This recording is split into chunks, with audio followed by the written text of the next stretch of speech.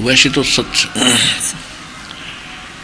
सत्संग यदि मिल जाता है, सत्संग सभी अच्छे होते हैं और सत्संग के अंदर पुण्यात्मा ही आ सकती हैं, अन्य यहाँ नहीं पहुँच पाते क्योंकि उनके अभी संस्कार इतने अच्छे बने नहीं हैं। फिर भी आज का जो प्रोग्राम सत्संग प्रारंभ हो रहा है, समागम, ये एक विशेष दिन है इस दास के लिए।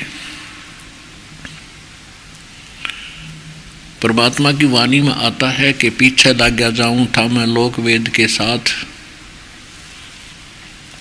रास्ते में सतगुरु मिल गए और दीपक दे दिया हाथ। ये दास बचपन से भगवान की तरफ में भटक रहा था। कभी हनुमान जी को इष्ट मानकर पूजा करते थे, कभी श्री कृष्ण श्री विष्णु जी को इष्ट मानते थे। इसके साथ साथ भगवान शंकर का भी सम्मान हम बराबर करते थे। कोई भी देवी या देवता या कोई छोटा मोटा इष्ट, कोई पूज्य स्थल हमें दिखाई देता था, कोई मंदिर मस्जिद गुरुद्वारा दिखता था तो हम नतमस्तक होते थे, क्योंकि भगवान की चाह थी। पिछले संस्कार हमारे साथ थे जिनके कारण हम स्वतः परमात्मा की तरफ आकर्षित थे। जब तक सतगुरु नहीं मिलते तब तक हमारा जीवन व्यर्थ होता है। परमेश्वर की वाणी में आता है कि 100 दिन लेखे जानियो, जादिन सतगुरु भेंटिए, 100 दिन लेखे जान और बाकी समय व्यर्थ गया बिना गुरु के नाम।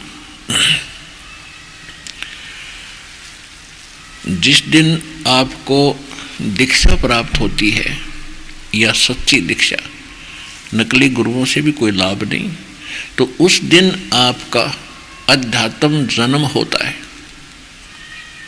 बाकी का समय आपका व्यर्थ गया।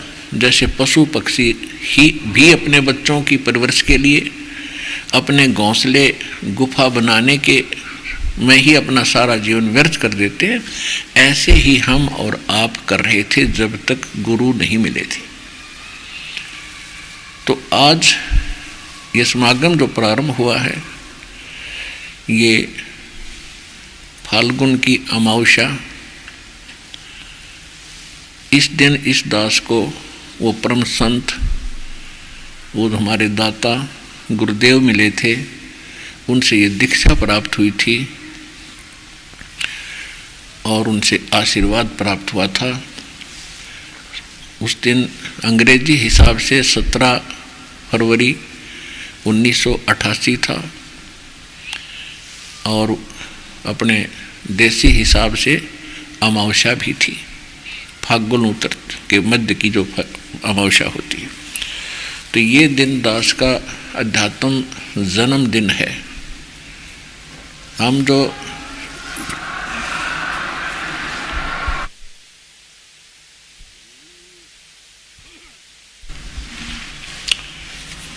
जैसे आप सुनते हैं कि परमात्मा हमारे लिए भटक रहे हैं, गोता मारूं स्वर्ग में जा बैठूं पाताल, गरीब दास ढूंढता फिरूं मैं अपने हीरे मोती लाल। परमेश्वर कबीर देव जी ने अपनी प्यारी आत्मा गरीब दास जी को बताया। जब उन्होंने पूछा, परमात्मा आप कैसे आए इतनी दूर, हम नालायकों के लिए हमने कितनी गलती कर रखी है, अब भी आपको नहीं पहचान रहे हैं।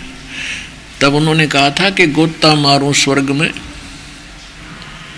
और जा बैठूं पाताल, गरीब दास में ढूंढता फिरूं अपने हीरे मोती लाल। आप उस परमात्मा के हीरे मोती लाल हो, आपको वो इकट्ठे करने पर लगा हुआ है, लेकिन आप अनजानपने में परमात्मा को ना पहचान कर इस काल के जाल में फंसे रह जाते हो। तो परमात्मा प्रत्येक युग में आते हैं, उसके साथ साथ अन्य समय में भी वो जब चाहे कभी भी इस पृथ्वी पर आ जाते हैं। वो परमात्मा कभी जन्म नहीं लेते, सहशरीर आते हैं, सहशरीर चले जाते हैं। एक जीवन प्रत्येक युग में एक जन साधारण की तरह वो जीते हैं, ये उनका नियम है। जैसे इसी कलयुग के अंदर विक्रमी संवत 1455 ज्येष्ठ सुदी पूर्णमासी सन 1398 को सतलोक से आए थे। एक बालक का रूप बनाया था, कमल के फूल पर विराजमान हुए थे। वहाँ से नीरू नीमा नाम के दुल्हा दंपत्ति निसंतान थे, वो घर ले गए थे। और उसके बाद वो परमात्मा धीरे धीरे बड़े हुए, अपनी लीला प्रचार अपने में बाहर छोटी मोटी झोंपड़ी डालकर एक गुरु रूप में रहा करते थे। क्योंकि यहाँ पर दो शक्तियाँ काम कर रही हैं। एक तो जो काल है, इसको शैतान भी कहते हैं, और दूसरा दयाल है, वो कबीर भगवान है, सत्य पुरुष है। हम सत्य पुरुष के बच्चे हैं, सत्य पुरुष की संतान हैं। चींटी से लेकर हाथी तक, रंग से लेकर राजा और देवताओं तक, और वो हमारे लिए भटक रहे हैं। हम इस झूठे सुख को सुख मानकर अपना जीवन इसी में व्यस्त किए हुए हैं। तो वो परमात्मा कहीं भी आकर के ऐसे रहा करते थे, ज्ञान सुनाते थे। तो यहाँ दो शक्तियाँ हैं। ये काल चाहता है कि इनको यथार्थ ज्ञान ना हो, भगवान की जानकारी इनको सौंपन में भी ना हो। यदि इनको परमात्मा पाने की तड़प हो तो नकली दूत संत बिना गिनती के भेज रखे हैं, छोड़ रखे हैं। गांव-गांव में, नगर नगर में, डगर डगर में वो सब भ्रमित करने पर लगा रखे हैं। वो अपना भी जीवन नाश कर जाते हैं और भोले श्रद्धालुओं को भगवान से दूर करने का पाप भी वो सिर पर रख ले जाते हैं। तो इस शैतान का तो काम ये है कि भक्ति से दूर रहें, यथार्थ मार्ग पर ना चलें। और परमात्मा की ये कोशिश रही है कि इस कलयुग के पीक टाइम तक, प्राइम टाइम ये जो चल रहा है पिछली पीढ़ी का, यहाँ तक इस भक्ति की आस्था, भक्तों के अंदर भगवान की आस्था बनाए रखूं, ताकि इनमें तड़फ बनी रहे और उस कलयुग के उस समय में ये मेरे पास आए और इनका कल्याण हो सके।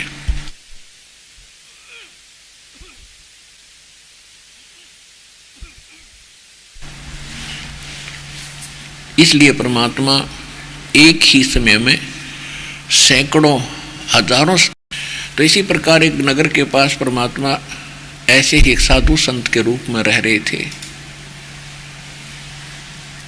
और उनके कई परिवार उनके शिष्य हुए। तो उस परिवार की एक लड़की कहीं विवाही दूसरे गांव में उसका विवाह हुआ। तो परमात्मा संत रूप में विराजमान रहते हैं। तो उन्होंने कभी कुछ दिनों के बाद उनके घर वालों से कहा कि बेटी का विवाह कहाँ हुआ है। उन्होंने बताया कि ऐसे ऐसे उस गांव के अंदर विवाह कर रखा है आपकी पुत्री का। तो परमात्मा ने यानी संत रूप में उस संत ने कहा कि मैं कभी उधर जाऊंगा तो बेटी को मिल के आऊँगा। और उनके माता पिता ने भी कहा कि भगवान जरूर दर्शन दे के आना, कहीं भूल ना पड़ जाए बेटी के। इस उद्देश्य से वो संत उस लड़की के वहाँ ससुराल चले गए।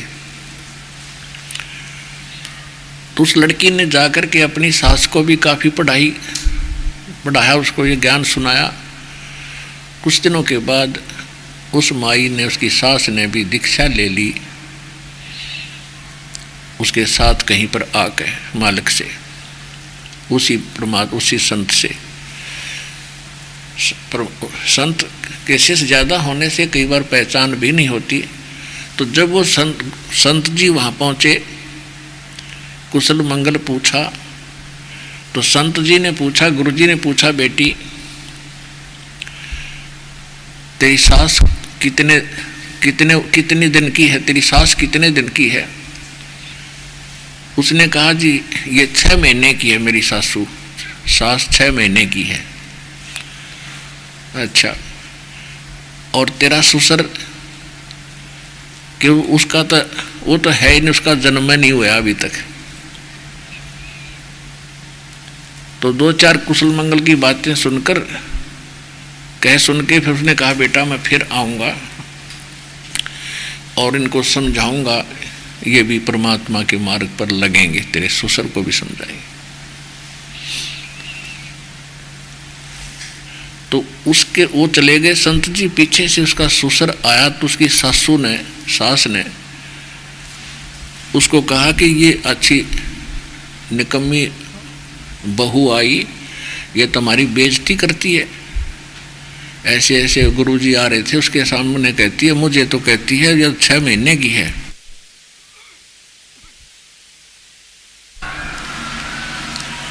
मुझे तो बता रही थी 6 महीने की, मैं 60 साल की और इसके सामने बैठी, और आपको कह रही थी उसका जन्म नहीं हुआ, तो मेरी झूठी भी है,